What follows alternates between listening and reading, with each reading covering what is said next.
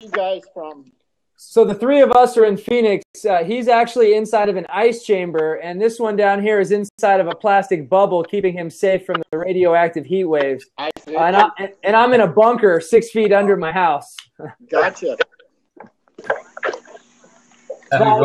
We're out here in Arizona and Phoenix and Scottsdale. Gotcha. So, guys, let's take a few minutes here and just go around the horn and share, what things help you get through the tough and challenging times. I know we work on breathing principles in our gym and in our program, and we talk about breathing, but sometimes breathing doesn't always work when one girl doesn't want to do her hair and our son is running around the house and it's a mess. So I think about just relaxing and trying to calm down for a few seconds, but it doesn't always work. What things have you guys used? What tools help you get through some of those most challenging moments?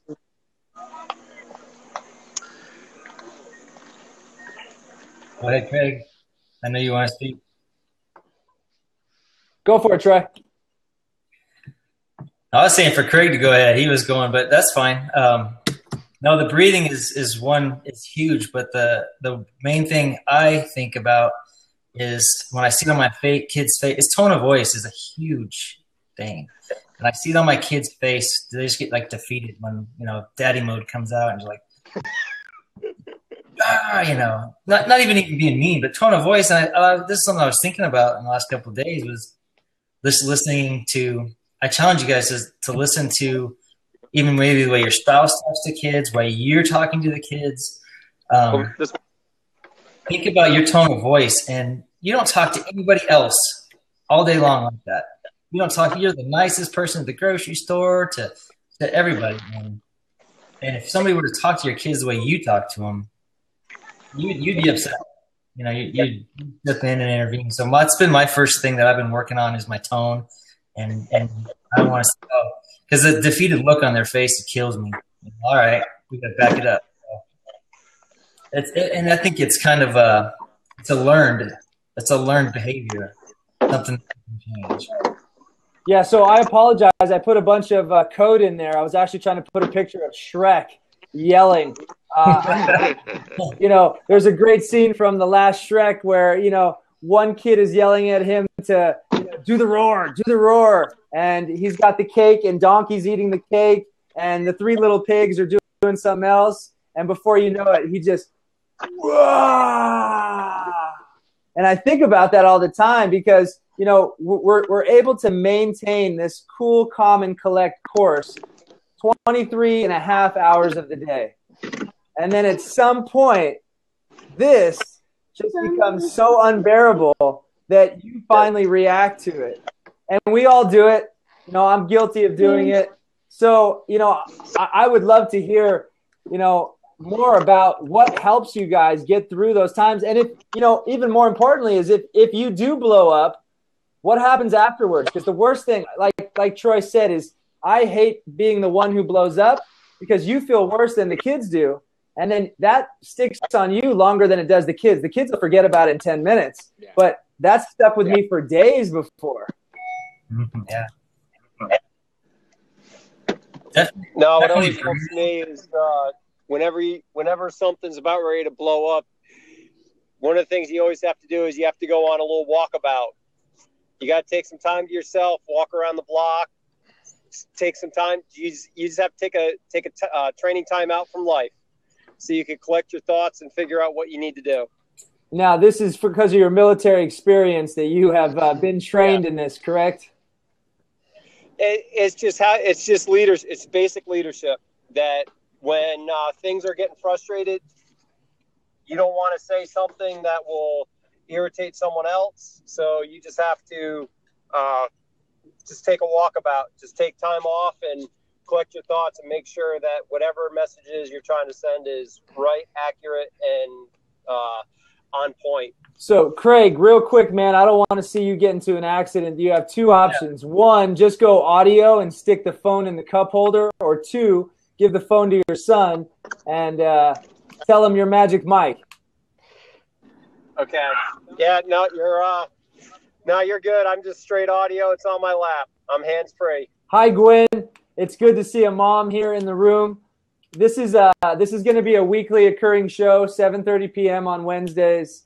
And the goal here is to get as many fathers as possible, just discussing topics, especially ones involving kids and family, and, of course, our significant other and our wives.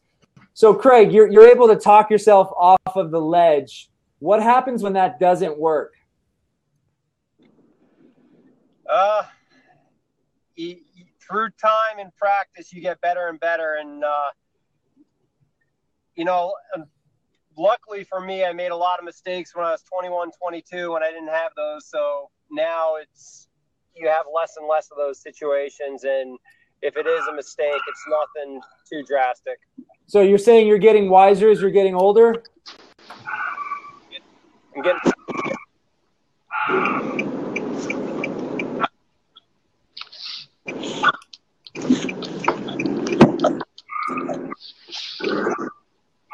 So, Robert, Yeah. tell us about one of your most important moments that you've had as a father, besides your daughter being born. Please share with the community what life event have you guys got to experience together? Ooh, that's a tough one. I think one of the interesting ones is to watch how Gabby interprets what I do, because basically I am a pastor in the Presbyterian Church, and basically what I do is I do what's called filling the pulpit. It's kind of like your substitute preacher when the pastor's out. So she gets to see me doing a lot of leadership and in church.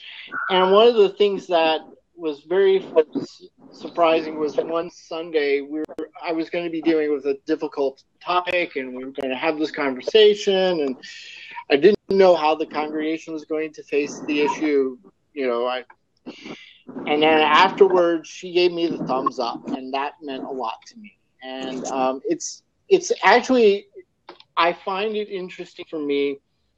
While there are probably big moments, the ones that I end up remembering are not so much the quote unquote big moments, but it's the simple hug out of nowhere. We want to play Tickle Monster. Like, where did that come from? So it's that type of stuff that I find most rewarding. So That's awesome. Craig, I went ahead and just muted you for a second because I know you were in the car, but what about you? What kind of moments or even events or trips have you been able to share with your kids that you'll remember for the rest of your life? And Troy, go ahead, man. Feel free to jump in there while Craig's getting his car in park. Sorry about that. What was it? Oh, that's all right. We're just sharing, a great moment, a great experience, an event, something that you've done with your kids, whether it's together or by themselves. I talked about this last week, but my son and I got to go to the Grand Canyon last summer, and it's the greatest 72 hours I've ever had with either one of my kids, because not only did we have to, train for this event together and be prepared for it, but we had to experience so many ups and downs, right? It's a 5.5 hour hike down to the bottom of the Grand Canyon. And if you've never done it before, Troy, you and Craig, and even Robert, I encourage you guys to put that on your top 10 list, because you're unplugged. You don't have any communication. We said goodbye to Mom from the phone in the parking lot on a Thursday afternoon at 4. It took us a half a day to get down. We then spent 2 days and 2 nights in Phantom Ranch and rented a cabin where there was literally elk and deer 3 feet in front of us. And then we got to go fishing in the Colorado River, where there's only 10 to 20 to 50 humans tops in this one area. And you're just this tiny speck of sand next to the water flowing through the Colorado River. And for me, it was just this aha moment where I was like, you know, I don't like to use the term I finally made it, but I finally felt proud enough that all the work I had done to get to where I was, to share this moment with my son, had finally paid off. And it was amazing. And then, you know, we hiked out and he did a great job. I highly recommend any kind of candy or sugar popping in their mouth every time they get tired and hot. But, you know, it was 126 degrees right next to the river. And we got to sit in the water, you know, in our bathing suits and just talk. And you think about all the other distractions. And, you know, I'm sitting here in my office and I've got a TV and an iPad and an iPhone and all this stuff. It all went away for that small time capsule that I can cherish with my son for our whole life. So that's my story. I talk about it all the time, but the Grand Canyon was definitely it for me. I remember the video. Yeah, it was awesome. And, you know, he felt so I think Nick wants to empowered. go hiking to the Grand Canyon now. No. Oh, come on, Nick. No, we had some good experiences in California where we would go camping.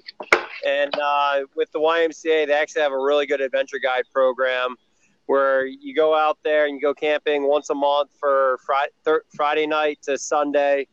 Go experience a lot of different things with over 200 other kids and their dads. And you're just men and their kids out there camping.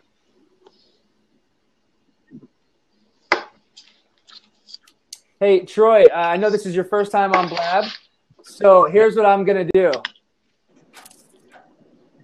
And get you to relax a little bit more right there. Yeah, there we go. That's what we all need, right? During those high stressful times, right? The best thing to do is just be fun and forget about things for a moment. So enjoy it, man. It's just a couple people on here. This thing isn't being broadcast all over the world, although I am recording it so we can watch it later. I appreciate that. I knew you would be. No, it looks like I have lipstick on or something. No, you look good, man. The lighting is good in the Whitfill home. Yeah. Got the raccoon eyes going on. So, Robert, what kind of activities do you guys do in and around your house? Do you guys play games, board games, video games? It's interesting. Gabby has started to start swimming, so that was a big deal for her this past summer. That was kind of what we were doing. We were in the process of moving to a house, and so actually that's where I came from tonight. We were doing painting in the house, so it's been a little bit of a hectic summer for us. But one of the things I find really interesting is that I have on my iPhone a game called Splendor, and it's basically a card game, kind of a little bit like solitaire. It's a non-trivial game, but Gabby, every time she gets a hold of the phone, she wants to play it, and that's kind of neat way of taking technology and building the relationship in an area that would look like it wouldn't, and because you would feel like she's closed off, but we play and it's fun, and that is one of the things that I've enjoyed having that time with her. So. What about you guys, Troy? I know you guys play a lot of games at the Whitfill house. What's a favorite? And let me just jump in just for a sec. I got to play Scrabble the other day. It's been a while, and it was amazing. You know, it was that, you know, we kept trying to download Ant-Man. I don't want to say illegally, but we were trying to download it and not go to the movie theater, and it became a 90-minute mess. So I finally just said, look, no screen time.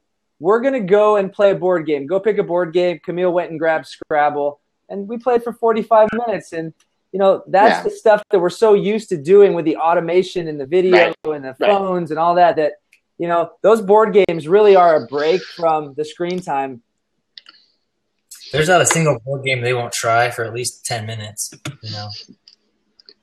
But my favorite was when we were playing chess, learning to play chess, and they get to move them however they want sometimes, you know. And she's only like, this week she's like 5 or 6, but she's not here. Hopefully she's not here. And she ends up beating me after I got to throw in the towel after about 40 minutes. That one's always good. Man, we're so all over the place right now. A lot of screen time, which we're trying to back off of. But we do a lot of board games, and Legos are the thing right now. Like I came in set for the other day just chilled out for about 40 minutes while we did Legos. We're big in our Legos are big in our family too. So I got a friend coming on, Mike Allred, right here. And I'm sorry, Robert, go ahead. No, I guess that was one of the other things early. She's now become more independent in her play, and so that's something I look for. But we would often play with the legs, and so that's a great bonding and building experience. So yeah, bonding and building. That's a great way to say it right there. My son Cannon actually taught me how to play chess. No joke. That he taught me how to play chess, and I had a cheat sheet for the first couple weeks that I would keep in the chessboard until eventually I was like, "All right, man, you taught me how to play chess. That's pretty awesome." What's up, Mike? How you doing, man? Hey, good evening, guys. How's it going? Yeah, good to see you. Robert, Mike is a good friend of mine and actually owns one of our sister gyms out in Round Rock, Texas. And he is a dad of a beautiful daughter. So I invited him to come on the show, and I'd love to hear a little bit, Mike, not only about who you are in your story, but about your story and about the time you spend with your daughter. I know you're very engaged in her life, and she goes just about everywhere with you. No, absolutely. She is my sidekick for sure. She's the little coach is what she likes to call herself. So she's great. I got a little 5-year-old girl getting ready to start kindergarten next week. We're really excited about that, and she's probably more pumped than anyone in the house. So yeah, it's good stuff. And what about cooking, Mike? You guys cook together a lot. I know she assists in that. Oh yeah, she's a big fan of helping us out in pretty much anything and everything. She likes to get involved, whether it's feeding the dogs or making stuff here for us for dinner. She likes to be a big help. So yeah, she's at that age right now where everything is fun to do. Everything is a new experience and something to build off of. So it's a great time for kind of both of us, really, I guess, where I get to watch her put the pieces together, gross motor skills start getting a little bit more engaging, conversations get a little deeper, the memory bank gets a little bit longer, for her. So this is a really fun time. She's retaining a lot more, and she's not that little girl, so to speak, that I was holding in my arms what felt like yesterday. Now she's just this big ball of personality. How old is she now? She just turned 5.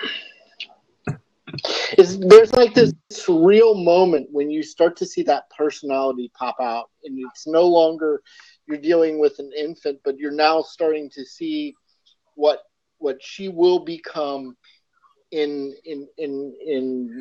the future. And it's I've had those experiences like, where did that come from? And oh yeah, yeah. I know what you mean. I was like, oh boy.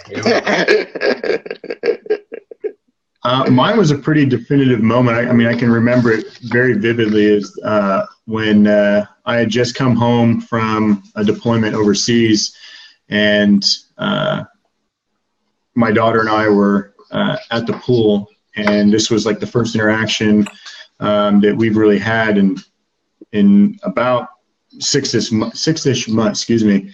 And we're trying to learn how to swim, and she's got the floaties on. So she at this time was just about to turn 3, and, you know, she was getting her confidence level, you know, higher and higher and higher with, you know, more stuff that we were doing and pushing the envelope. And, you know, there's just one time that she just, you know, got out of the pool on her own, looked back at me and said, "No, Daddy, I got it."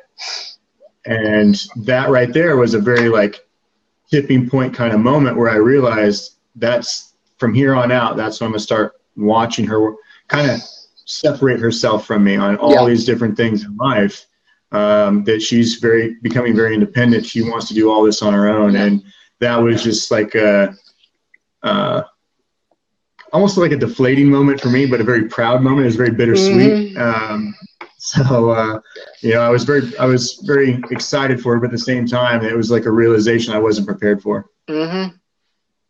It's weird. The first time I remember that was when we just started going to preschool this past year, and to watch her, the Montessori school that we go to, or it's kind of like you drop the kid off at the front end, and then you go out. And I think it was like the second day I dropped her off, she just kind of looked at me, "Okay, ready to go," out, and she was fine with that. And it was just like, yep, this is the beginning of that slow but steady process for her to become an independent person. And it's an odd moment to feel it, because you know you're doing something right, but at some other point, you know, in some ways you're going to be losing something. And so it's an interesting experience. Yeah, I had a pretty emotional day today, and there's no better place than here to share it with you. I probably wouldn't have shared it if Camille, my daughter, hadn't thrown me under the bus with Troy today, that I was crying in the car. So you know what? I am a dad, and I have no issues at all discussing. It's all safe. Yeah, it's all safe. I have no problem discussing my manhood. We just recorded for posterity. So, you see how when she mentioned that, I kind of just went right over that, right? Yeah, you know. That we're already at American Girl. So last night I got a phone call from a friend who said, "Hey, American Girl doll is opening. It's secret. You got to go early. Go." And the first person I called was Troy, because his daughter's very close in age to my daughter Camille. And I told Camille last night, and her eyes just completely opened up, because it's open to the general public on Saturday. And gotcha. The rumor was that Troy was going to have to stand in line like for the iPhone 8 for 9 hours to get in. And then I was going to come and meet him and sit in a chair, and then we were going to take turns. So it was like, this was magical, and it was perfect. So it went well. I told Camille, she was so happy. And we got up this morning. I got up this morning really early. I was at work at 4:35 a.m. and Camille got dropped off with my son, Cannon. And we went back to the house to take Cannon to school, and it was just her and I in the car. And, of course, we got dressed up to go to this grand opening. Literally 5 minutes in, she has her doll in the back seat, and she doesn't really play with dolls. So, you know, for her to put the doll in the seatbelt and tell me to put on, you know, Raffi, this channel on Pandora, and the song "Three Little Birds" comes on. It's an original Bob Marley song. Yeah. And I just broke. Mm-hmm. And I was thinking, like, these moments that we have are so small in comparison to all the things that we do in life. So I start crying, she starts crying, and next thing you know, the song's over. And I'm like, all right, we got through that. And then the next song was like, you know, rub-a-dub-dub in your tub. So, you know, her and I have this emotional connection that is my son and I don't have it. You know, my mom passed away about 11 years ago, and she calls her Hawaiian Nana. And she's never met her, but, you know, at least once a month, she's always like, "I miss Hawaiian Nana." And, you know, we share a cry together about once a month. And, you know, as a man and as a real man, as I like to say, if you don't share those cries and if you don't get those tears out, they sit inside your soul for a long time. And, you know, it was amazing. You know, I still had a little bit in me. I obviously still have a little in me right now. But I can't explain or describe, that feeling today. And, we were all over it a couple hours later, but it was amazing, and that's the bond that we have as fathers with our daughters. I mean, we all have daughters in the room right now. Well, good for you for sharing, man. That's not easy, I wouldn't think, but those moments, if you probably wouldn't have let it out or anything, I think you're missing something. I haven't had too many of those, but now I'm going to be looking for them. It's interesting. One of the most challenging moments, going back to that first question, was early on in my daughter's life, about a year after my daughter was born. My father got a very severe cancer diagnosis. And for the first part of this happened kind of over the holidays. He learned about it at Thanksgiving, and so we came down on Christmas. They lived in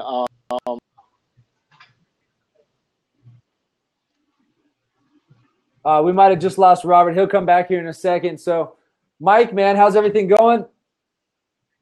It's going all right, man. I'm trying to look into this webcam issue. Is it still, is it just like reverted? Is that the big issue, or was it not really working out too well? No. It just came on for a moment. It didn't last long at all. So, both of you guys are new to this platform. I've been fully engaged in it for almost 10 or 11 days now. And the community and the conversation, the fact that, I'm recording this right now, so I'll get an audio file and a video file of what we're seeing right now emailed to me by the morning to be able to have these conversations and share these stories. And not just on the topic of, being a father, but just on all topics. The sky's the limit to be able to use this platform for fitness, for nutrition, for health, for connection. My man Rich Rotan is in the house. Rich, why don't you click on that little button in that bottom right corner that says join seat, and we'll have you come on in. And for those of you guys who are new, you have these little fields right here, right? These fields are like likes. They're like hearts. So if something you like, makes it's prevalent to the conversation, then you click on that and say like I'm going to give my boy Rich Rotan a couple likes here. We've been sharing a lot of screen time together. How you doing, Rich? I'm good. How are you? Good, man. So, Rich, introduce yourself. Tell us about all the girls you have in your life. I have 3 girls. Actually, 2 girls right now, and then my wife, and then we have 1 on the way. It's just almost 6 months. I live in Huntington Beach. And what's that like for you, man, having 3 girls? Possibly 4, right? You don't know for sure? Well, the wife, she counts as a girl, but I don't know. Right. But what about the new one? Is the new one a boy? We're not going to find out. So you're going to have 4 girls living in your house by the end of the year then? No. Hopefully not. And if you don't get a boy, will you be trying again for if you go 4 girls, or are you done after that? We're done after this. This was a shocker. Now, who's done? She's done, or you're going to be spending a weekend with some frozen peas on your stomach? I don't know yet. Maybe her while she has the kid at the same time. That's the easy way out, dude. You gotta go down that road. Yeah, for sure. So, Rich, we've just been talking about being a dad, especially all the guys in the room right now all have daughters, and that emotional connection is so much greater with our little girls than it is with our boys. But just tell us a little bit about some of the trials and tribulations and things that you go through on a daily basis, doing your best to become a great dad. You want me to talk about it? Yeah, that's you, man. You're on the hot seat. Oh, man, I just joined and I already got to tell you my whole life story? Good to know. Next time he gives us invites, we got to be ready. Yeah, for sure. I'm going to have to take some notes. I'll send you your scripts for next week. Okay. All right, sounds good. Yeah, I mean, I don't really know how to explain it. It's a learning curve every day. I mean, it's just, trying to find the strength to keep it going. It's kind of like managing it on a daily basis. And what's the hardest part for you in your day? Is it morning? Is it lunch? Is it dinner? Is it, getting them dressed? Is it putting them to bed? Like, well, for you, what's the hardest part? I think it's pretty tough, like when you're by yourself and you have the multiple kids. But if you're with the wife or whatever, you guys are, kind of tag teaming it together. It makes it pretty easy. It's pretty smooth. But yeah, I couldn't imagine. I had a single parent growing up. Mike, I know you were a single dad for a little bit of time. How was that challenge, man? Are you asking me? Oh man. I mean, we still essentially kind of go through a little bit of that right now, but yeah, I mean, my story is not a fairy tale story by any means. I mean, my daughter and I have both gone through a lot of trials and tribulations to get where we're at, and we're by no means, out of the forest yet. But yeah, it's definitely tough, especially when you go into it really not having a point of reference. The father figure that was in my life, or I should say the father that was in my life, was very removed, from me emotionally, in a lot of ways, physically, but not really having a good comparison or an example to play off of, as far as like an immediate family member. Really kind of relying on the experiences and examples I'd have from other friends and their dads and how their interaction was, and trying to emulate some of that stuff into my own teachings to my daughter, and trying to create my own little formula of what works best for me. But with all that being said, it's by far and away been the toughest thing I've ever had to deal with, quite honestly. I mean, I wouldn't trade it for anything in the world. And, I've spent plenty of times, many a days overseas and in some of the worst places on the planet. And to compare it to, the day-to-day fight that I might have with trying to raise my daughter the best that I can, and, realize and accept I'm going to fail a little bit every day.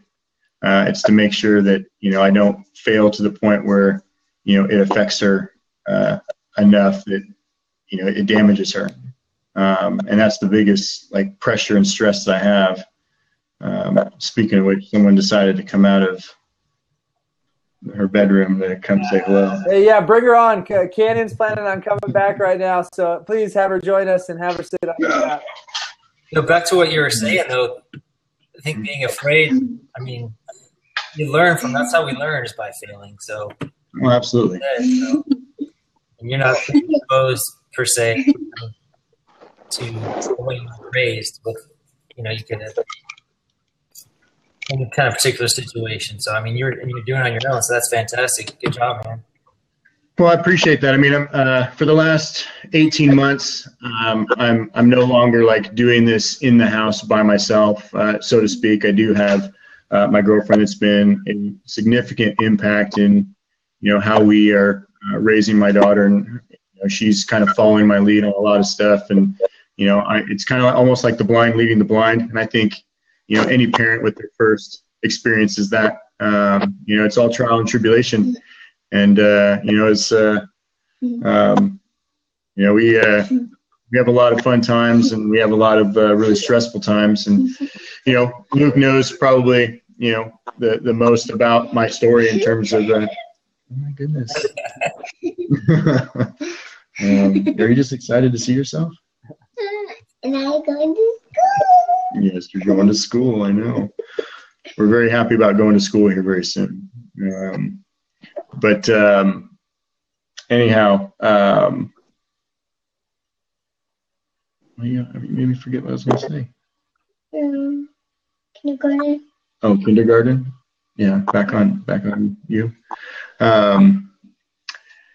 anyhow, shoot, I forgot, the train of thought that I was going with that. It's been tough for sure. And, as far as like Luke, and, the basis of what's going on in my life and trying to open up the business and, with her being with me 24 hours a day, juggling, getting a business off the ground, making sure everyone in the house is happy, chores are being handled, dogs are fed and walked, and everyone's entertained and happy. And, the person that gets the least amount of attention is this guy right here.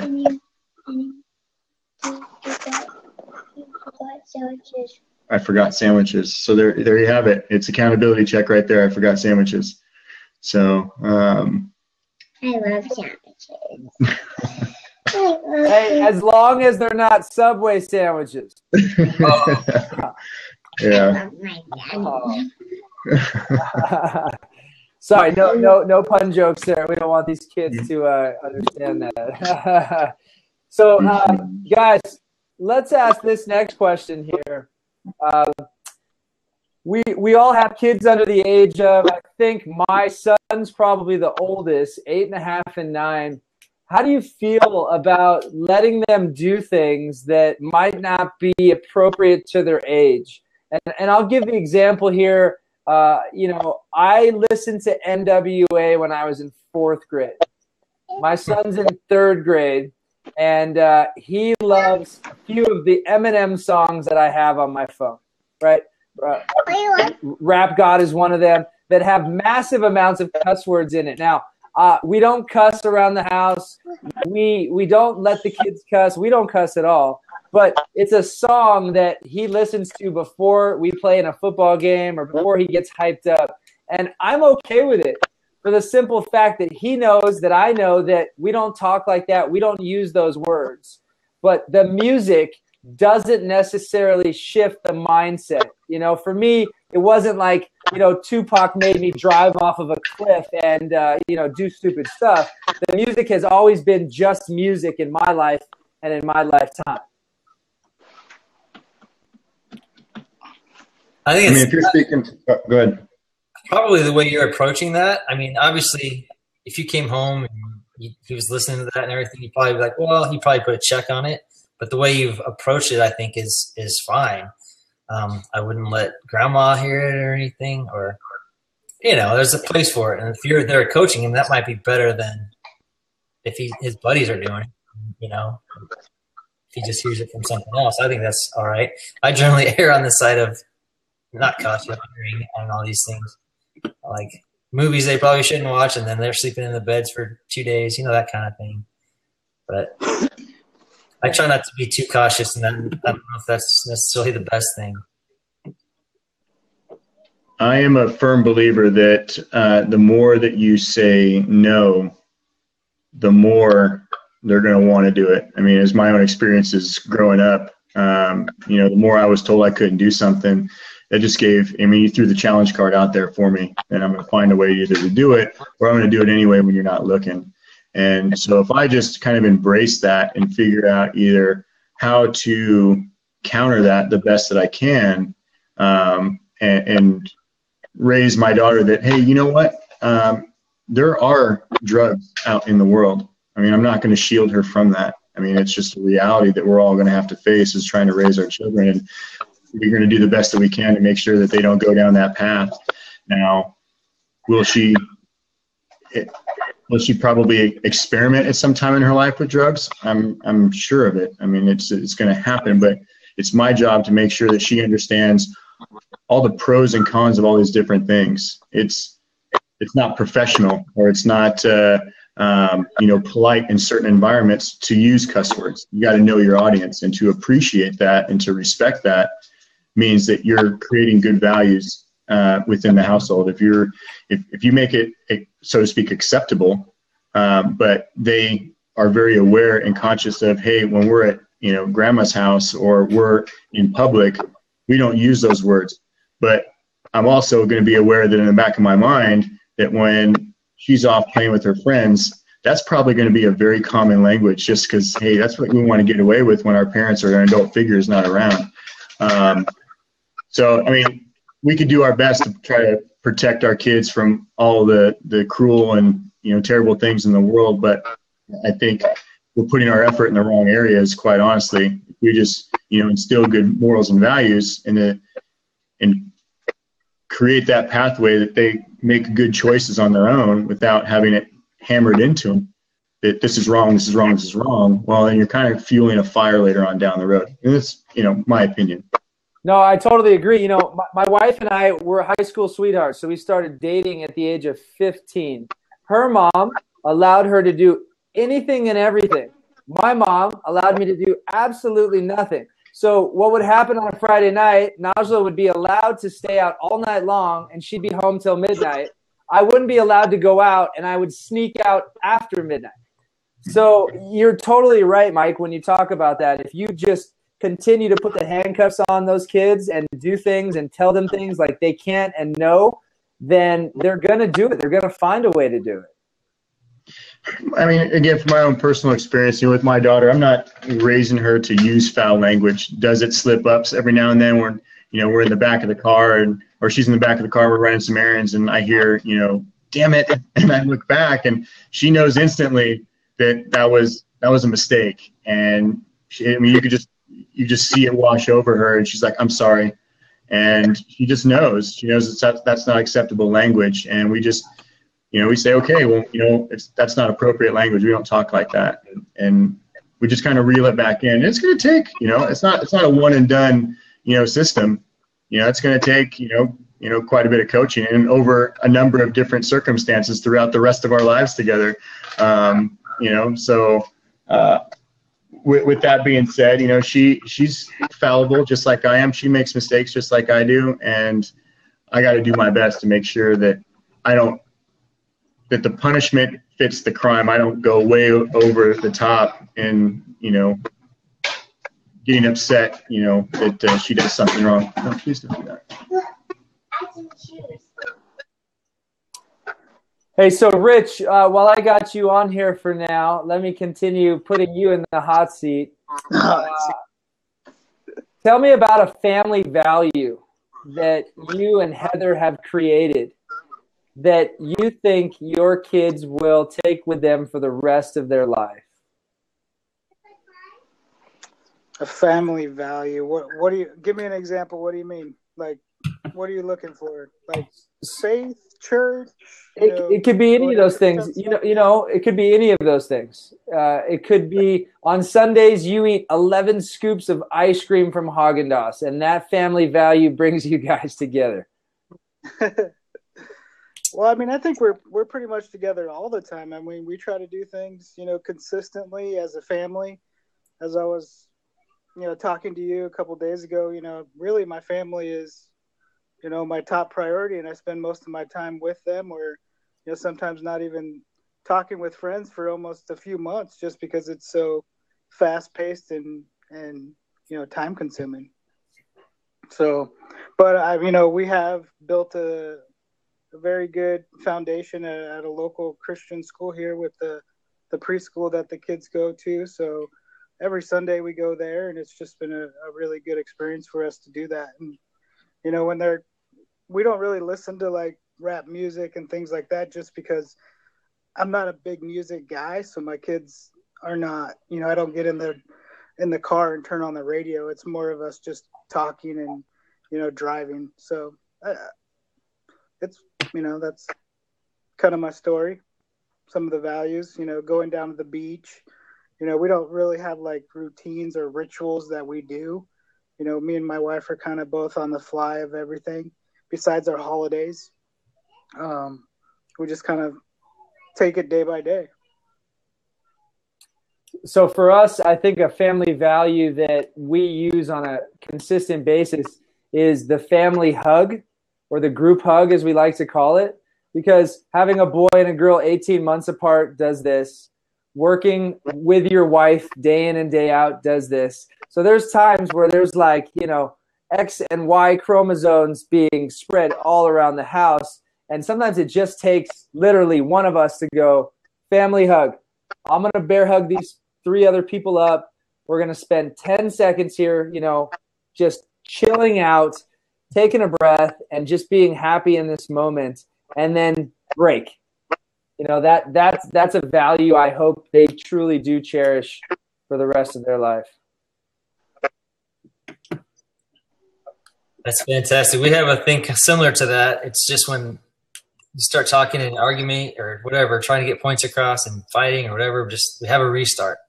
I think we need a restart, redo, just start over. I wouldn't know if that's one of our values, but it happens every once in a while. Yeah. That would happen about 50 times a day here. So what do you guys do to break up, whether you have just one kid or multiple kids? What do you do when they start to get sideways?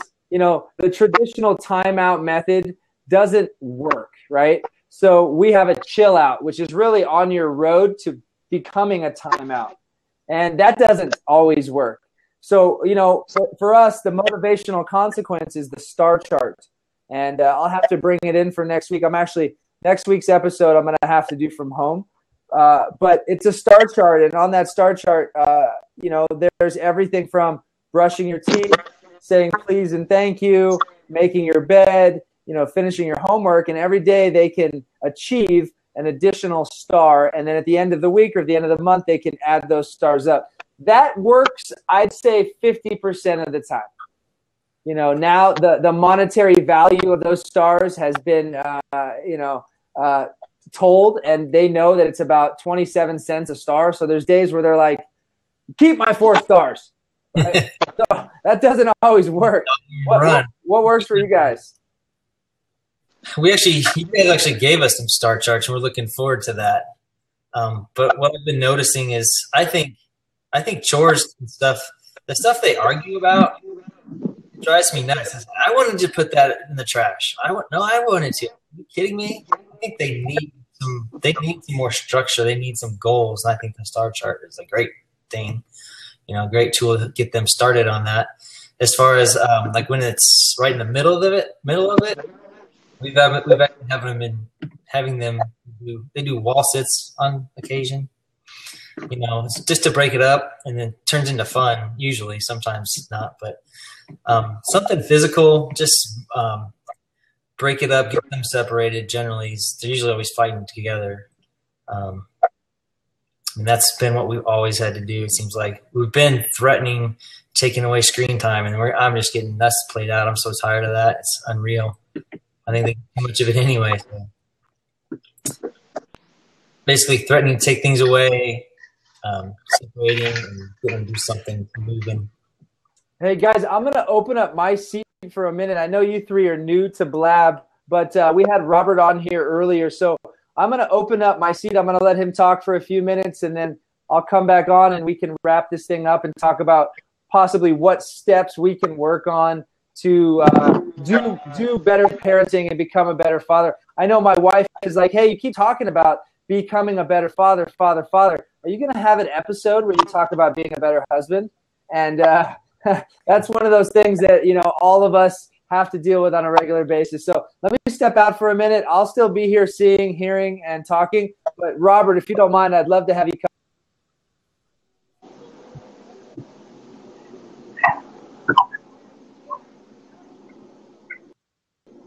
Hello. Hey, Robert. Yeah, the battery went dead, and then everything went kaput. One of the things I was thinking about as I was a ritual that Gabby has really grown to like is we do it normally on Sunday, but we have these 3 candles that we have at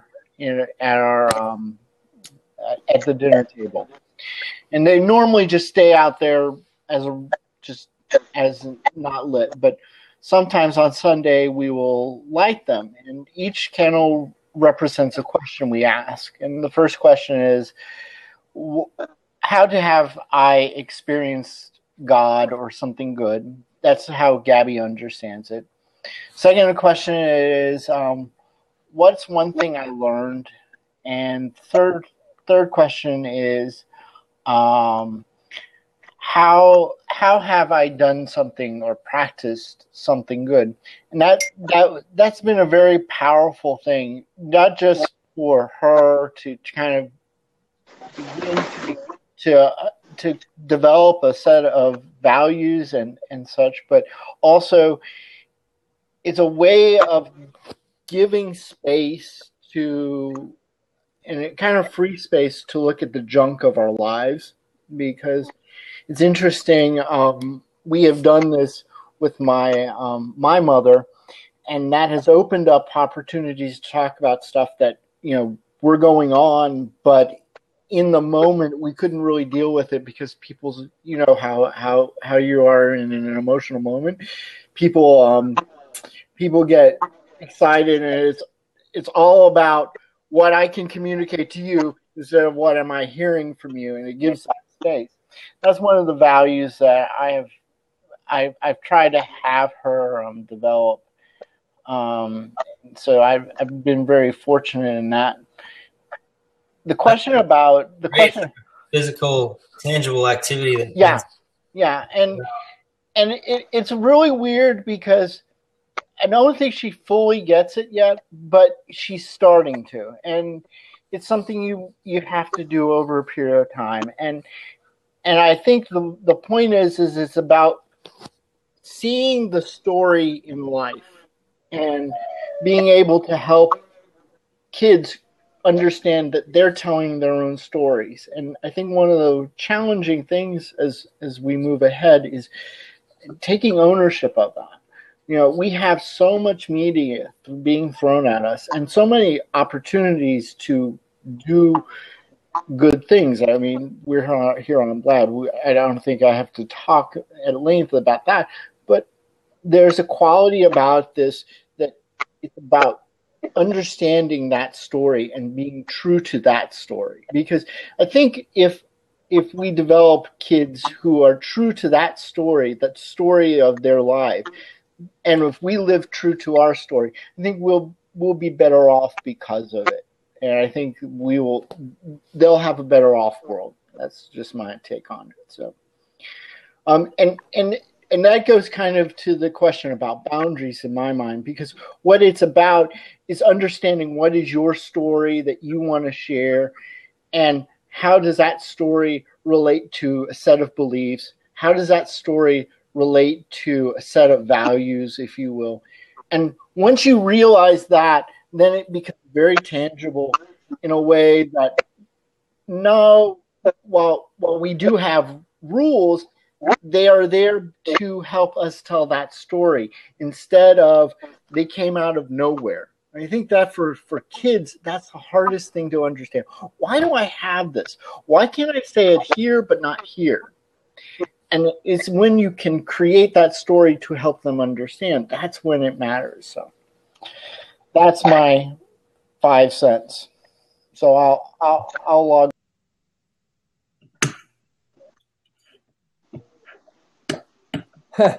All right. Hey, that was awesome, Robert. I really appreciate that, man. I would love to have you be a weekly contributor on this show, as well as all of you guys on here right now. This is obviously not the hot topic on Blab, right? Everybody's talking about social media and how to use it in video podcasting and the future of social media. Well, this is a subject that's extremely important to me and to my friends and to my family. So the longer we can talk about this and the more consistently we can invite each other back on to ask these real questions that, no one else is asking us these questions, right? Nobody else is having these discussions with us. So when else are we going to get that opportunity to just be men and be dads and talk about, things like how to be a great dad and, what things work. And, we will always consistently put in the health and fitness, nutrition, and lifestyle pieces to this. But right now, in these first couple of weeks, we want to hear as many possible stories. So, guys, anything else you'd like to leave us with today? I got my son Cannon here in the house. Anything you'd like to know from these other amazing men? No. And, of course, I got Camille here in the house, too. Don't be shy. Well, hey, guys, listen, I truly appreciate it. Mike, Rich, Troy, Everybody else that's been on the side, Robert, your input was invaluable. Thank you very much. I look forward to this, guys. It'll be every Wednesday evening at 7:30 p.m., at least for the next couple weeks, and we'll see if we can't keep this on a reoccurring basis. If you're somebody out there that needs assistance in coaching or nutrition or just on some private lessons, please feel free to send me a message on my Twitter account, or you can send me an email, luke@sickfit.com. Have a wonderful night, guys. Spend as much time as you can with your family, and I'll talk to you guys next week. Hey, thanks for putting us together, man. Yeah, thanks, guys. Take care. See you guys.